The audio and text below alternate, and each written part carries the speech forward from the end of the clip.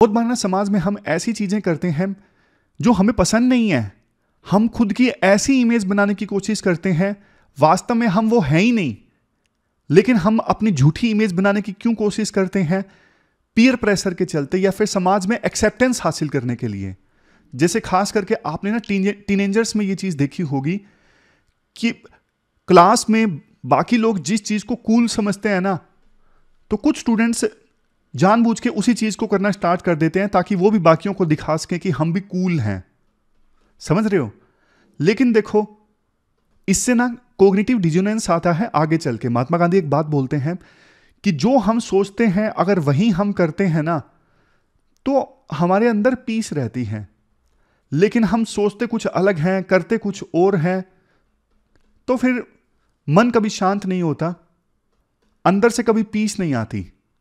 इसलिए कोट ये है, देखो, इससे अच्छा कि लोग हमें उस चीज के लिए प्यार करें जो हम है ही नहीं, इससे अच्छा तो यही है कि एक्चुअल में हम जो हैं उसके लिए बेशक नफरत कर दे दुनिया हमसे। मतलब अपनी ट्रू पर्सनैलिटी के साथ हमें जीना चाहिए, ना कि एक नकाब ओढ़ के। जो आपके अपने चाहने वाले हैं वो आपको उसी पर्सनैलिटी के रूप में एक्सेप्ट करेंगे। इसके बाद देखो, डिस्कशन की बात करें, आज की डेट है 23 जनवरी। आज देखो ज्यादातर आर्टिकल्स हैं इंडियन एक्सप्रेस में और कुछ और जगहों पर राम मंदिर से संबंधित हैं। तो आज आर्टिकल्स कुछ चूज तो किए हैं, लेकिन यूनिक आर्टिकल्स नहीं है कि हाँ नए इश्यूज इमर्ज होके आए। एक हाँ नई स्कीम लॉन्च की है प्रधानमंत्री सूर्योदय योजना, वो नया इशू है। बाकी देखो, एक आरटीआई से संबंधित इशू है। दिल्ली हाईकोर्ट ने ना आदेश दिया है सेंट्रल इंफॉर्मेशन कमीशन को कि आप इनकम टैक्स डिपार्टमेंट को आदेश नहीं दे सकते, तो इससे संबंधित इशू है। और लास्ट जो इशू है वो है वन इलेक्शन वन नेशन से संबंधित। तो चलिए डिस्कशन स्टार्ट करते हैं। इसके बाद next article one nation one election के आइडिया से संबंधित है। आप देखो जीएस पेपर सेकंड के इस टॉपिक से आर्टिकल को रिलेट कर सकते हो। देखो, सितंबर 2023 में यूनियन गवर्नमेंट ने ना एक हाई लेवल कमेटी का गठन किया इस इशू पे। क्या हमारे देश में लोकसभा के और सभी के सभी राज्यों के इलेक्शंस एक साथ करवाने चाहिए? अब यह कमेटी अपना काम कर रही है। सितंबर से लेकर अभी तक 3 बार यह कमेटी मिल चुकी है और अभी ना पब्लिक व्यूज मांगे गए हैं इस कमेटी के द्वारा। जूरिस्ट से, लोगों से, जो भी डिग्निटरीज हैं, अलग अलग पार्टीज के लोग हैं, उनको बोला गया है कि इस इशू पर आप अपनी ना राय व्यक्त कीजिए। देखो, ये इशू काफी ज्यादा इंपॉर्टेंट है क्योंकि ये इशू ऐसा है जो हमारे देश के फेडरलिज्म के मॉडल को पूरी तरह से बदल सकता है।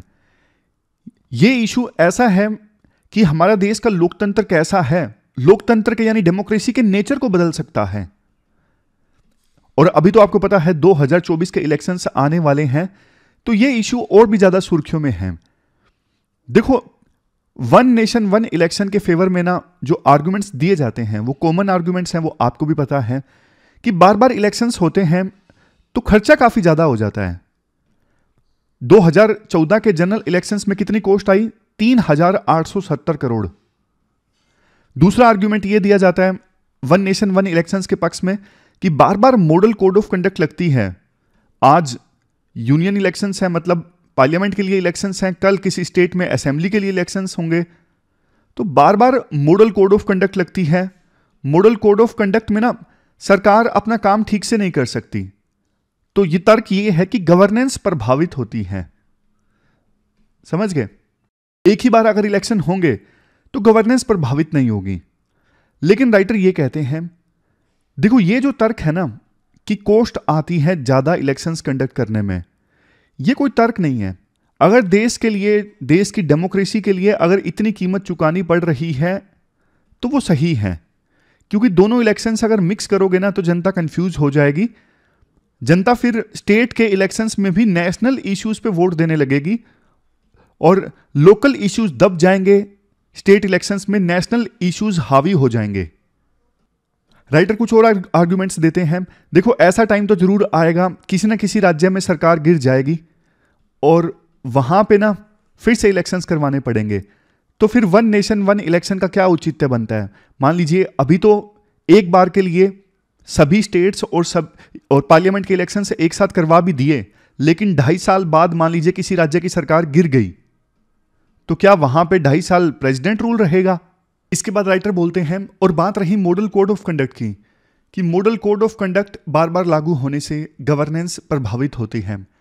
राइटर कहते हैं ये तो देखो जरूरी पेन है, जरूरी दर्द है, जिसकी वजह से ये इंश्योर होता है कि जो सरकार है वो वोटर पे अपना अनड्यू इन्फ्लुएंस ना डाल सके, यानी सरकार यानी रूलिंग पार्टी वोटर को इन्फ्लुएंस ना कर सके अपनी गवर्नमेंट पावर्स का इस्तेमाल करके।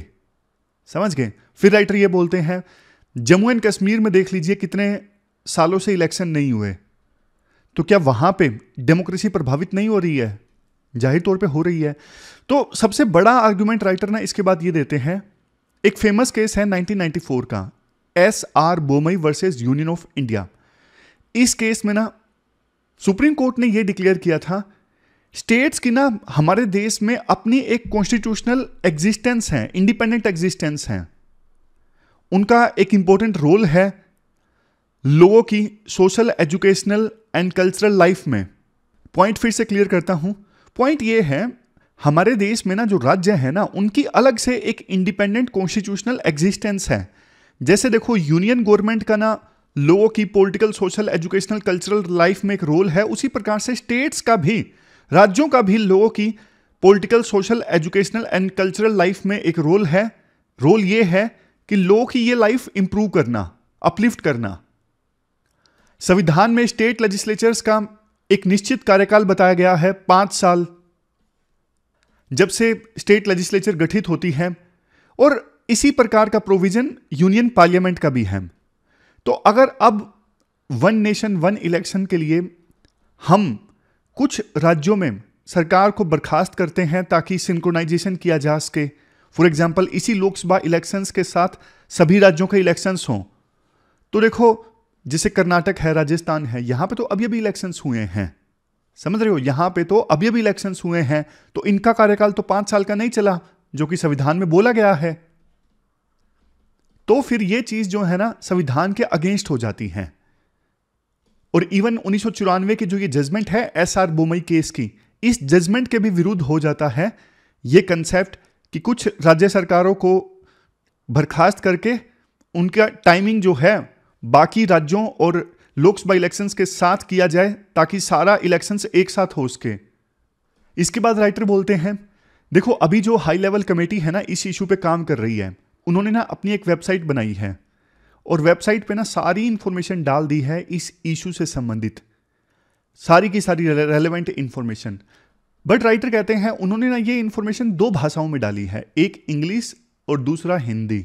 जबकि देखो संविधान के 8वें शेड्यूल में तो 22 ऑफिशियल लैंग्वेजेस हैं, लेकिन सिर्फ एक ऑफिशियल लैंग्वेज में इंफॉर्मेशन देना और बाकियों को एक्सक्लूड करना, ये तो इनइक्वालिटी है, बायसनेस नहीं हो गई है। अगला पॉइंट देखो ये है, इलेक्शन कमीशन ना बिल्कुल इस इशू पर चुप है।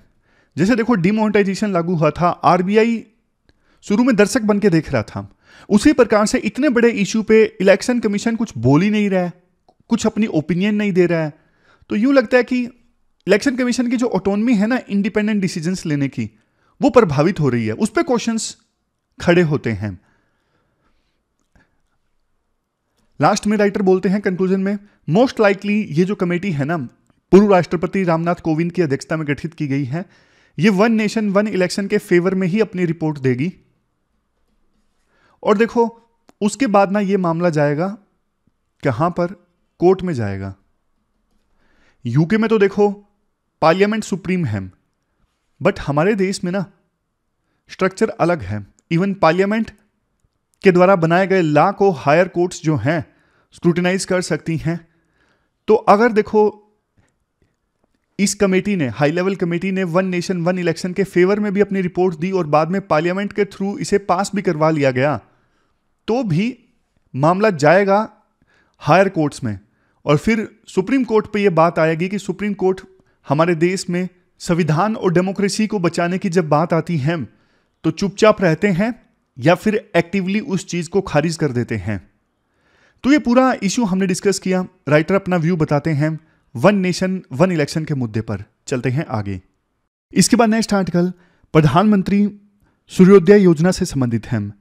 कल देखो अयोध्या से वापस आने के बाद प्रधानमंत्री मोदी ने ये नई स्कीम लॉन्च की, प्रधानमंत्री सूर्योदय योजना।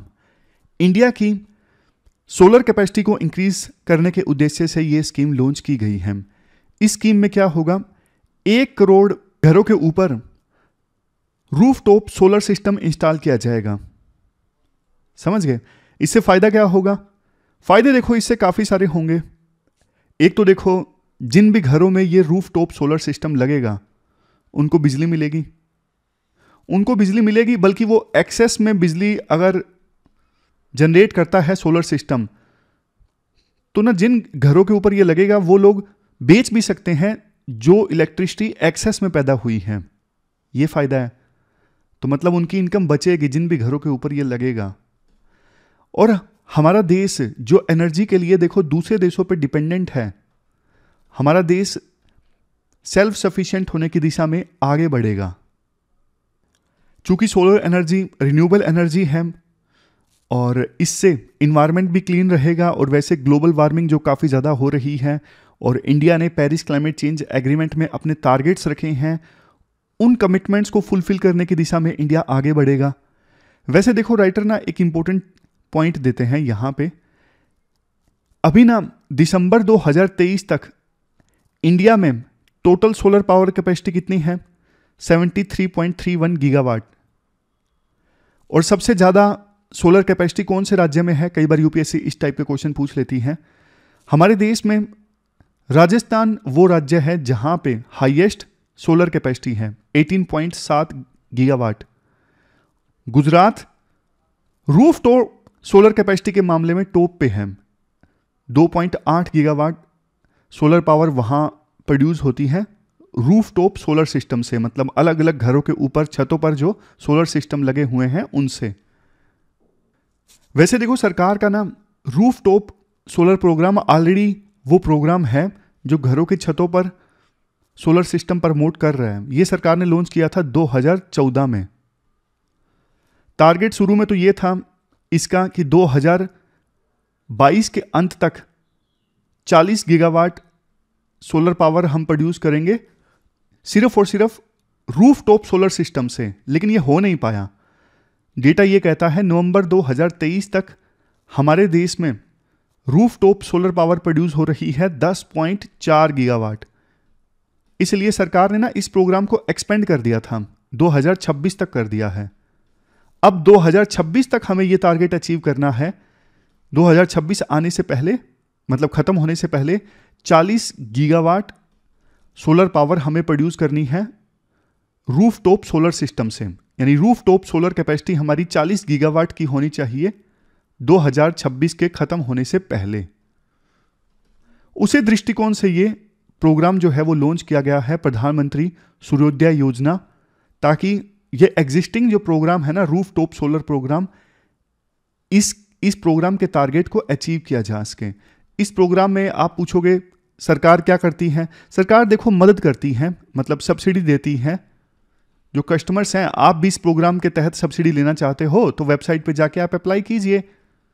और जो इलेक्ट्रिसिटी डिस्ट्रीब्यूशन वाली कंपनीज हैं वो देखेंगी कि जिस वेंडर ने आपके घर की छत पर सोलर सिस्टम इंस्टॉल किया है, क्या नेट मीटरिंग वो सारा सिस्टम ठीक से लगाया या नहीं लगाया है। नेट मीटरिंग मतलब होता क्या है, अगर देखो आपका सोलर सिस्टम ज़्यादा इलेक्ट्रिसिटी प्रोड्यूस करता है और आप उसे बेचना चाहते हो तो उसके लिए नेट मीटरिंग का होना जरूरी है। तभी तो पता लगेगा ना कितनी इलेक्ट्रिसिटी आपने किसी इलेक्ट्रिसिटी डिस्ट्रीब्यूशन कंपनी को बेची है।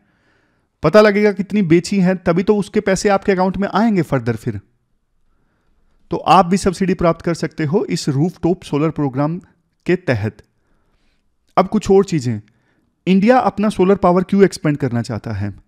देखो आने वाले 30 सालों में ना हमारे देश में एनर्जी डिमांड काफी तेजी से बढ़ने वाली है। इंडिया आपको पता है काफी तेजी से ग्रो कर रहा है और ये एनर्जी डिमांड हम सिर्फ कोल या फिर ऑयल बेस्ड पावर की सहायता से नहीं पूरी कर सकते।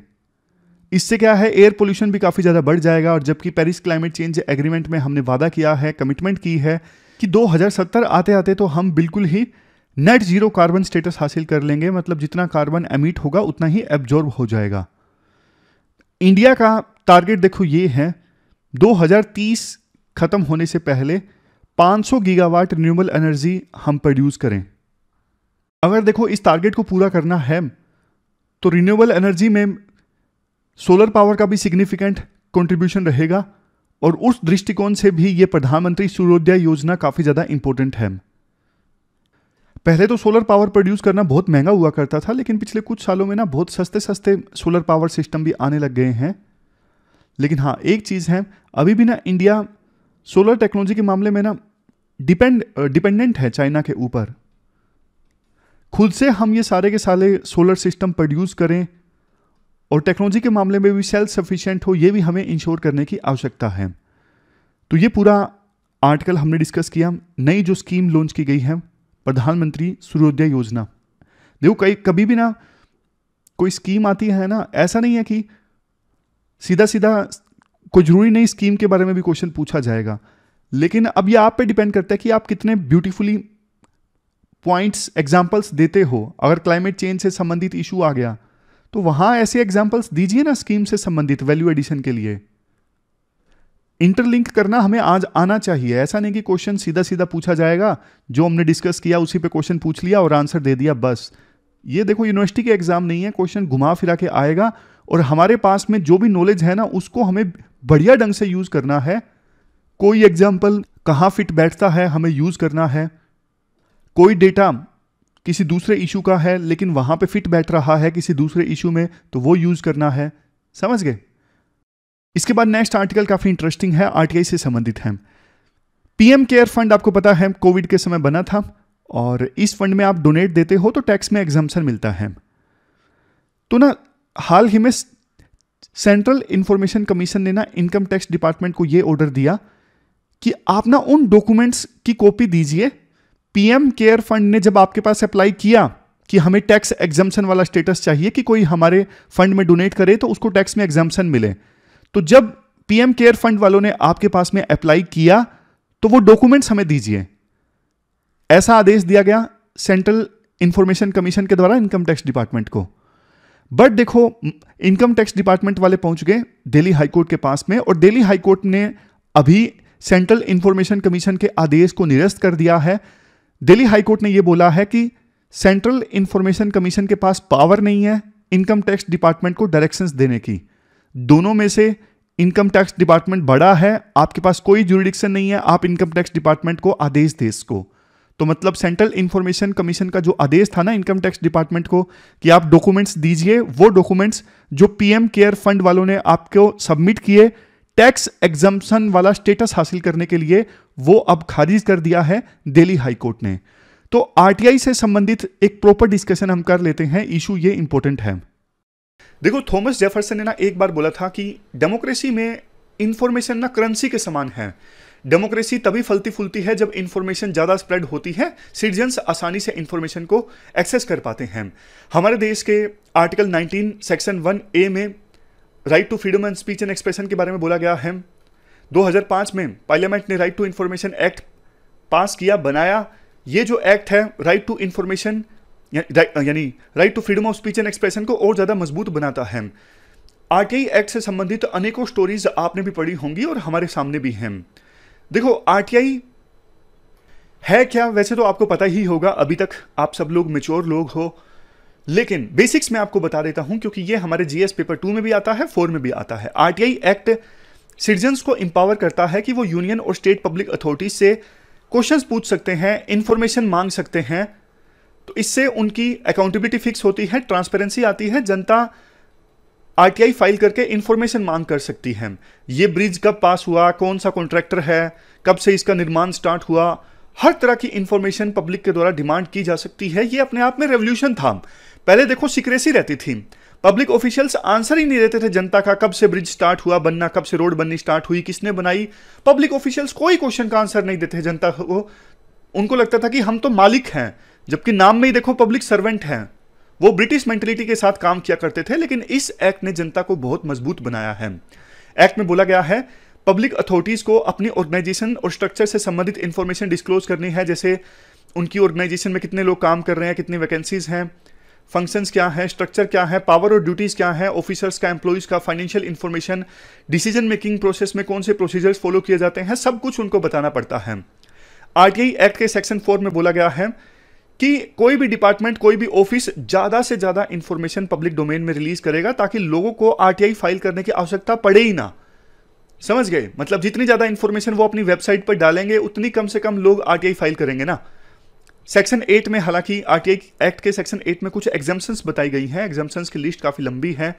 देश की सोवरेनिटी से संबंधित मामला हो, सिक्योरिटी, स्ट्रेटेजिक, साइंटिफिक और इकोनॉमिक इंटरेस्ट का मामला हो, हमारे किसी फॉरेन स्टेट के साथ रिलेशंस का मामला हो, किसी से अपराध भड़के ऑफेंस हो, ऐसा कोई मामला हो, और बहुत सारे मामले हैं। ट्रेड सीक्रेट्स का मामला हो, कैबिनेट पेपर्स से संबंधित मामला हो, ऑफिशियल सीक्रेट्स एक्ट 1923 से संबंधित मामला हो, तो आरटीआई के तहत इंफॉर्मेशन देने से मना किया जा सकता है। यह बोला गया है कि हर एक ऑफिस में एक पब्लिक इंफॉर्मेशन ऑफिसर की नियुक्ति की जाएगी जो रिस्पॉन्सिबल होंगे उस ऑफिस में इंफॉर्मेशन देने के लिए। और इसके अलावा एक्ट में यह भी बोला गया है कि स्टेट लेवल पे स्टेट इंफॉर्मेशन कमीशन इस्टेब्लिश किया जाएगा और सेंट्रल लेवल पे सेंट्रल इंफॉर्मेशन कमीशन भी इस्टेब्लिश किया जाएगा, और ये इंफॉर्मेशन कमीशन इस्टेब्लिश भी किए गए हैं। अगर आरटीआई एक्ट का इंप्लीमेंटेशन ठीक से नहीं हो रहा है, जनता की कोई शिकायतें हैं, तो वो स्टेट इंफॉर्मेशन कमीशन और सेंट्रल इंफॉर्मेशन कमीशन के पास अपनी अपील फाइल कर सकते हैं। टाइमलाइन भी बताई गई हुई है एक्ट में कि पब्लिक इंफॉर्मेशन ऑफिसर को 30 दिनों के अंदर इंफॉर्मेशन देनी है, और सिटीजन की लाइफ और लिबर्टी से संबंधित मामला है तो 48 आवर्स के अंदर अंदर बताना होता है, या तो इंफॉर्मेशन देनी होती है, अगर नहीं देनी है तो भी बताना है कि क्यों नहीं दी जा सकती। उस पब्लिक ऑफिस में देखो, पब्लिक इंफॉर्मेशन ऑफिसर के अगेंस्ट ही अपील फाइल की जा सकती है डिपार्टमेंटल अपीलेट अथॉरिटी के पास में, और डिपार्टमेंटल अपीलेट अथॉरिटी जो है दोनों पार्टीज को सुनती है, उसके बाद अपना ऑर्डर पास करती है। सेकंड अपील फाइल की जा सकती है इंफॉर्मेशन कमीशन के पास में, अगर कोई सिटीजन अपीलेट अथॉरिटी के फैसले से संतुष्ट नहीं है तो ये हमने बेसिक्स की बात कर ली। अब सिग्निफिकेंस की बात करते हैं। करप्शन को रोकने का टूल है। पिछले 17 सालों में न जाने कितने घोटालों का उजागर हुआ है, एक्सपोज हुए हैं इस टूल की सहायता से, जैसे Adarsh society scam, 2G scam, Commonwealth game scam. Citizens की वॉइस को एम्पावर करने का काम किया है, सिटीजन्स में कॉन्फिडेंस आ गया है क्वेश्चंस पूछने का, डेमोक्रेसी को मजबूत करने का काम किया है इस एक्ट ने। इसके अलावा ट्रांसपेरेंसी और अकाउंटेबिलिटी बढ़ी है पब्लिक डोमेन में। इसके बाद सिस्टमेटिक ढंग से आर्टिकल में इश्यूज डिस्कस किए जाते हैं। थ्रेट टू आरटीआई एक्टिविस्ट, बहुत सारे आरटीआई एक्टिविस्ट की हत्या की गई है, almost 99। Next point, central information commission और स्टेट इंफॉर्मेशन कमीशन में बहुत सारी कमियां हैं, बहुत सारी वैकेंसीज खाली रहती हैं, काम ठीक से नहीं करते। सेंट्रल गवर्नमेंट ने एक्ट में फेरबदल किया था, जिसकी वजह से अब पहले इनका दर्जा इंफॉर्मेशन कमिश्नर्स का इलेक्शन कमिश्नर के बराबर हुआ करता था, लेकिन सेंट्रल गवर्नमेंट ने एक्ट में फेरबदल किया। अब उनके टेन्योर और रिनमरेशंस की सारी जो चीज़ें हैं सेंट्रल गवर्नमेंट के पास आ गई हैं, सेंट्रल गवर्नमेंट कंट्रोल कर सकती हैं। पहले उनका कार्यकाल 5 साल का हुआ करता था, अब 3 साल का हो गया। मतलब अब उनकी सर्विस रिलेटेड जो निटिग्रिटीज़ हैं उनको कंट्रोल करने की पावर सेंट्रल गवर्नमेंट के पास आ गई, तो वो निष्पक्ष रूप से काम नहीं करते, मतलब ऐसा दावा है कुछ एक्सपर्ट्स का। नेक्स्ट, राइजिंग पेंडेंसी, केसेस की जो पेंडेंसी है वो लगातार बढ़ती जा रही हैं, लेकिन उनको बहुत धीरे धीरे ढंग से डिस्पोज किया जाता है। अपील्स बहुत ज़्यादा पेंडिंग हो गई हैं। नेक्स्ट, जुडिशियल बोटलनेक, बहुत बार देखो इंफॉर्मेशन कमीशन के फैसले के against high court order file कर देती है। हाई कोर्ट को ऐसा नहीं करना चाहिए, सुप्रीम कोर्ट ने एडवाइस भी दी थी, लेकिन बावजूद इसके हाई कोर्ट रिट फाइल कर देते हैं। तो जिसको इंफॉर्मेशन कमीशन से शिकायत होती है वो सीधा हाई कोर्ट चले जाते हैं, जबकि सोचा शुरुआत में यह गया था कि इंफॉर्मेशन कमीशन का फैसला अंतिम होगा। नेक्स्ट, देखो ब्यूरोक्रेट्स की एक शिकायत रहती है कि ना फर्जी आरटीआईज, यानी जिनका कोई मतलब नहीं बनता, ऐसी आरटीआईज बहुत फाइल की जाती हैं और इससे एम्प्लॉइज का काम बढ़ जाता है, उनको ऐसी ऐसी बेकार सी आरटीआईज का जवाब देना पड़ता है। लेकिन राइटर कहते हैं देखो ऐसी आरटीआईज की संख्या सिर्फ 4% है, ये सिर्फ ब्यूरोक्रेट्स का एक्सक्यूज है, बहाना है। इसके बाद कुछ सजेशंस दिए जाते हैं। सबसे पहले देखो कोड ऑफ कंडक्ट इवॉल्व होना चाहिए सेंट्रल और स्टेट इंफॉर्मेशन कमिश्नर के लिए, कि वो गवर्नमेंट से स्ट्रिक्ट डिस्टेंस मेंटेन करके रखें। गवर्नमेंट अब उनकी सर्विस कंट्रोल करती है, तो ऐसा नहीं कि वो गवर्नमेंट के प्रति अकाउंटेबल हैं। डिस्टेंस मेंटेन करके रखें, गवर्नमेंट के खिलाफ आदेश दें जब आवश्यकता पड़ती है, जब गवर्नमेंट इंफॉर्मेशन नहीं देती है, ऐसा नहीं कि उनके सामने झुक जाएं। नेक्स्ट चीज, सुप्रीम कोर्ट की जो गाइडलाइंस हैं DDA versus keeper construction case में, उनको लेटर एंड स्पिरिट में फॉलो करना चाहिए, और हाई कोर्ट को ना रिट नहीं यूज करनी चाहिए सीआईसी और सीआईसी की एरर्स को रेक्टिफाई करने के लिए, मतलब उनकी ज्यूरिडिक्शन में ज़्यादा दखलंदाजी नहीं करनी चाहिए। तीसरा, अवेयरनेस फैलाने की आवश्यकता है, अभी भी बहुत कम लोग आरटीआई फाइल करते हैं। चौथा, देखो ये भी जरूरी है कि प्रेस की फ्रीडम को इंश्योर किया जाए और इंफॉर्मेशन कमिश्नर्स अपनी कंप्लीट ऑटोनॉमी इंश्योर करें, जो ऑफिशियल्स गलती करते हैं उनको पनिश किया जाए। बट क्वेश्चन ये उठता है, कौन करेगा? राइटर एक तरफ आर्टिकल सरकार के खिलाफ लिख रहे हैं, सरकार तो पनिश करेगी नहीं उनको।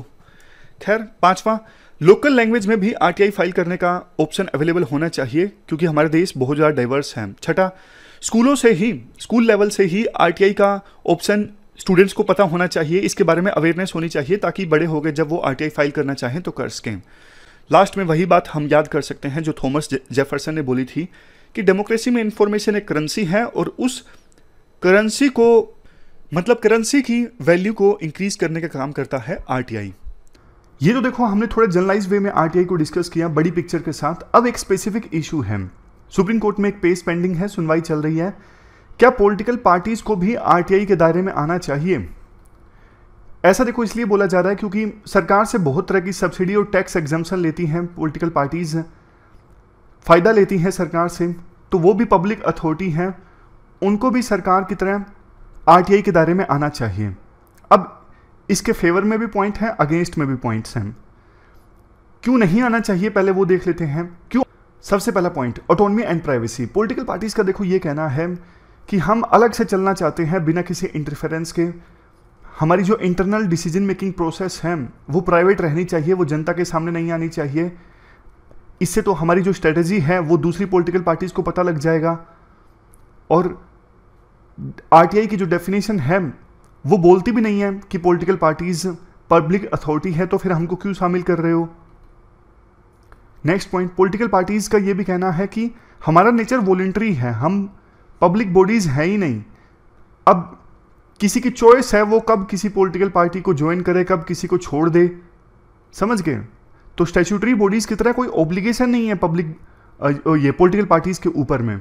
पॉलिटिकल पार्टीज का ये भी कहना है कि हमारी जो फाइनेंशियल इंफॉर्मेशन है वो सारी तो हम देती ही है ना इलेक्शन कमीशन को, वो तो हमारी वेबसाइट पे जाके चेक कर लो। इंडिविजुअल कैंडिडेट जो है वो इलेक्शन लड़ने से पहले एफिडेविट फाइल करता है, तो सारी इंफॉर्मेशन तो हम वैसे भी देते हैं। अगर आप हमें शामिल कर रहे हो आरटीआई के अंदर, फिर तो आप एनजीओज को भी करिए, हर एक उस ऑर्गेनाइजेशन को करिए जो सरकार से फ़ायदा लेता है, कोऑपरेटिव सोसाइटी को भी करिए। किस किस को करोगे आप? जो सरकार से फ़ायदा लेता है, ऐसी तो बहुत सारी बॉडीज़ हैं। अब पक्ष में बात करें, कौन से आर्ग्यूमेंट्स दिए जाते हैं पक्ष में कि आरटीआई के अंदर आनी चाहिए पॉलिटिकल पार्टीज़? वही सिंपल पॉइंट्स हैं, ट्रांसपेरेंसी आएगी फंक्शनिंग में, अकाउंटेबिलिटी फिक्स होगी, कौन कैसे डिसीजन ले रहा है, किस बेस पे डिसीजन लिए जा रहे हैं। इसके अलावा जनता का जो ट्रस्ट है वो पॉलिटिकल पार्टीज़ में इंक्रीज़ होगा, करप्शन कम होगा, फैसले अच्छे से लिए जाएंगे तो डेमोक्रेसी मजबूत होगी। ये सारे फायदे हैं। लास्ट में सजेशन की बात आती है, क्या होना चाहिए? देखो, पॉलिटिकल पार्टीज़ को अपने आप से ही ट्रांसपेरेंसी इंक्रीज करनी चाहिए, बिना आरटीआई के आए ही ज़्यादा से ज़्यादा इंफॉर्मेशन पब्लिकली डिस्क्लोज करनी चाहिए। इलेक्शन कमीशन को मजबूत किया जाए ताकि वो पॉलिटिकल पार्टीज़ की फाइनेंशियल ट्रांजैक्शंस को चेक कर सके। Next point, redefining anonymous donation. अभी देखो, जो अज्ञात डोनेशन मिलता है ना पॉलिटिकल पार्टीज़ को, या तो वो बंद होना चाहिए या फिर उसकी लिमिट कम होनी चाहिए। क्योंकि बहुत बार ना पॉलिटिकल पार्टीज़ को डोनेशन किसी ग्रुप से मिला, लेकिन दिखा देती है पॉलिटिकल पार्टीज़ को कि हमने छोटे छोटे टुकड़ों में डोनेशन मिला है अलग अलग लोगों से, ये अज्ञात लोग हैं, इनका नाम बताने की हमें आवश्यकता नहीं है। तो ये अज्ञात डोनेशन पे या तो बैन लगना चाहिए या फिर इसकी लिमिट कम होनी चाहिए। Next point, public awareness and education. Public awareness देखो बहुत ज़रूरी है पॉलिटिकल प्रोसेसेस में ट्रांसपेरेंसी से संबंधित। देखो आपको एक एग्जांपल देता हूँ, मणिपुर का एग्जांपल लीजिए।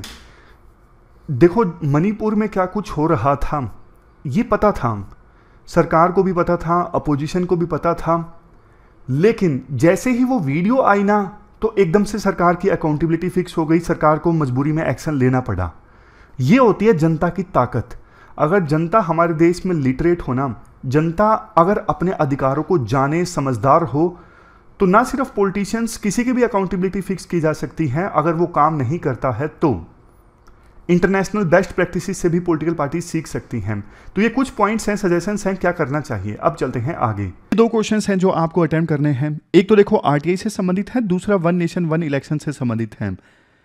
दोनों क्वेश्चंस का आंसर आपको देना है 250 वर्ड्स में। pwonlyas.com पे जाके आप दोनों क्वेश्चंस का आंसर दे सकते हो और मॉडल आंसर भी आप हासिल कर सकते हो। प्री का क्वेश्चन आज नहीं है। तो ये थी हमारी आज की डिस्कशन कैसे लगी आप कमेंट बॉक्स में बताइए। कल मिलते हैं फिर से एक नई डिस्कशन के साथ में। तब तक के लिए अपना ख्याल रखिए। Thank you very much for discussion.